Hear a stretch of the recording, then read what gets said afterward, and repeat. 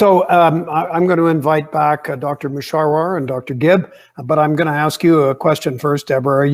Are you more of a pharmaceutical company in your mind, or are you more of a research scientist now?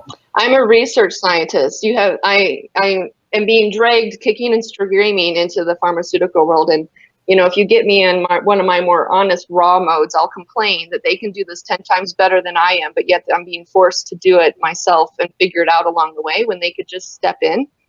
They have the machinery, they have the people, they have the setup. And so I think that the fact that the pharmaceutical companies want to see phase 1 or phase 2 clinical data now keeps people like me having to do more that they're already set up to do. So I'm definitely a researcher.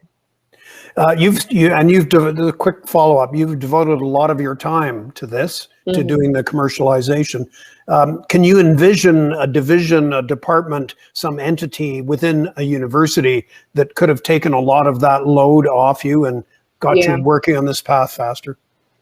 Yeah, I mean, there's a lot of good resources available, right? There's Innovate Calgary, there's Tech Edmonton, there's, Calgary's setting up BioHub, there's the CDL program, there's lots of mentoring. Hotchkiss Brain Institute has its own program that it's establishing with a director of innovation that oversees it. So there's a lot of help, I think, along the way that wasn't there when I started this, that's come in that I think, assists. What I also learned, though, is that your silo is really small. And so finding the expertise to really move this forward, you really have to take ownership of it yourself and run with it. People that are in the healthcare space but in devices, it's a totally different ballgame. Or people that are in molecule therapeutics but they're in large molecules like biologics or antibodies, it's a different ballgame. And so the people who can be most helpful to you are those that are specifically in your niche. And unfortunately, in Alberta, we're still developing that niche. We're a little bit behind. And so I think that we need more, in my case, small molecule therapeutics, but in everybody else's cases, more people to really cross the chasm. And it's a complex business because venture capitalists are looking for personalities that they sort of get a good feeling from. I mean, it sounds kind of messy, but it's more than just the data. So it's sometimes for people who are research scientists, that's a whole new world. Dr. Gibb, there are a couple of questions that have come in. I'm going to combine them. It's always a bad thing to do when you're asking a question, but I'll try and make them sound like one. They're about executive function. The first one is there development of executive function in utero? And if there is there a way to support that? Sounds like the Mozart effect to me. And the other question is, are there specific executive functioning domains that have greater impact on healthy outcomes than others? Okay. Well, I don't know about executive function in utero. Although I study that period of life, I'm not exactly sure how you could get the fetus to respond in a way that would demonstrate executive function, but I wouldn't be surprised if it doesn't start there to a certain extent, because the baby is actually feeling the emotions of the mother while they're in utero and actually understanding a bit about what kind of a context she's in. So there is actually a lot going on in that developing brain in utero, but I'm not sure executive function is one of them. But we do know as early as babyhood, when mothers are interacting in those serve and return sort of ways with their baby, they are building executive function skills. And the baby is learning how to get their mother to respond to them by smiling or cooing or making interesting sounds. And so they're learning their agency very, very early on postnatally. Not sure about prenatally. And the other question was, are there particular aspects of executive function? Yeah, so the second question then, I think that one of the most important ones is behavioral regulation or behavioral inhibition, emotional regulation, because when you have that emotional regulation in hand, you're able to assess the situation, make better sense of what's happening around you, and then make better decisions using your other executive function skills. So it leads us to a place where children are doing better because they're not reacting in a situation. They're actually understanding what's happening in the situation and planning an approach with their own behavior that will help them be more successful. Thank you. Dr. Kurrasch, I suspect the answer to this is no, but if a pharmaceutical company has the patent for a drug you'd like to study or test, do they ever provide funding for that trial or any other support?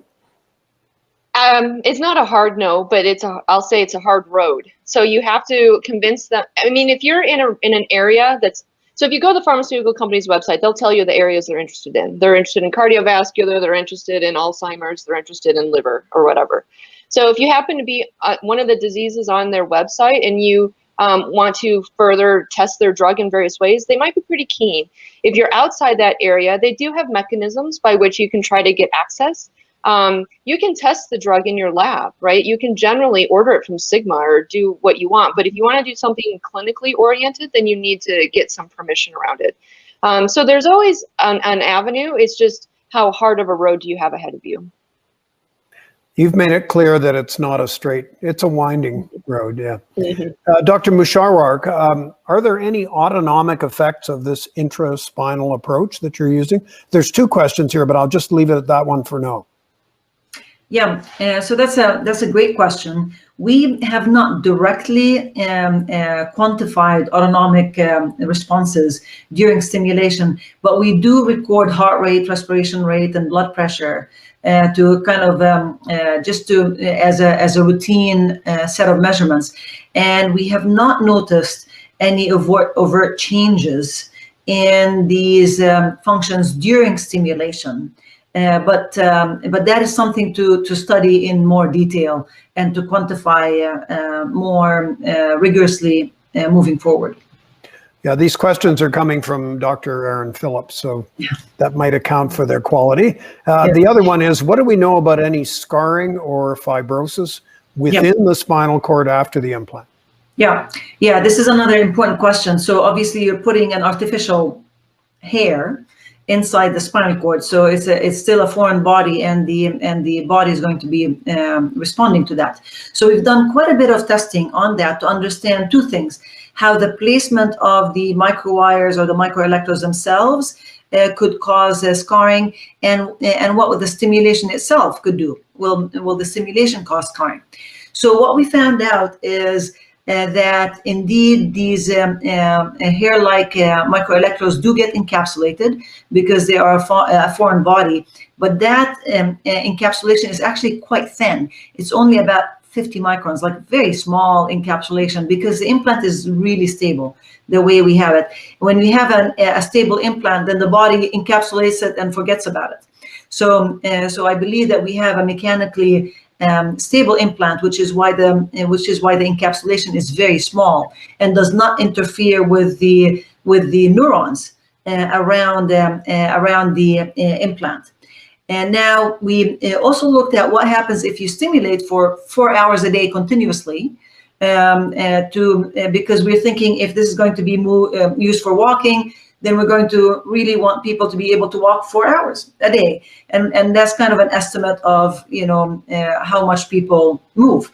So we found that the stimulation does not add any additional scarring to the implant itself, right? So it's actually quite safe, and we're very confident that it's quite safe and feasible. Just one more quick one while I've got you, Dr. Mushahwar. Does the intactness of the locomotor networks change over time after the injury? In other words, does it become less intact with time? Yeah, this is something that we were very concerned about. What happens after long-term spinal cord injury, and will these networks just kind of change? And what we found out is that actually they remain more or less intact. Of course, unless the injury is affecting that lumbar region itself. If the injury is right there, then you're destroying those networks, right? But if the injury, which is often the case, is above that region, then we found that those networks, even after chronic spinal cord injury, are still following that same organization and are still producing the same predictable responses. In fact, we found that when you stimulate, you regulate their function even more. So if there's a little bit of spasticity or clonus, some of these, additional involuntary contractions that you would see after chronic spinal cord injury, these kind of subside during the stimulation, suggesting that you're not only accessing the networks, but through the stimulation, you're regulating their connectivity. Yeah. Back to you, Dr. Gibb. This is a question from the London Early Years Foundation. I wanted to ask, did you see an impact on kindergarten teachers and their teaching strategy? There's two questions. I'll leave that one for now, and if we have time, I'll get to the second one. Okay. As a matter of fact, yes, we did. Two of our educators who are involved in this program have won provincial awards for their education strategies in the classroom, and won a national award from the Prime Minister's office for early education, because she's made such an impact on the children.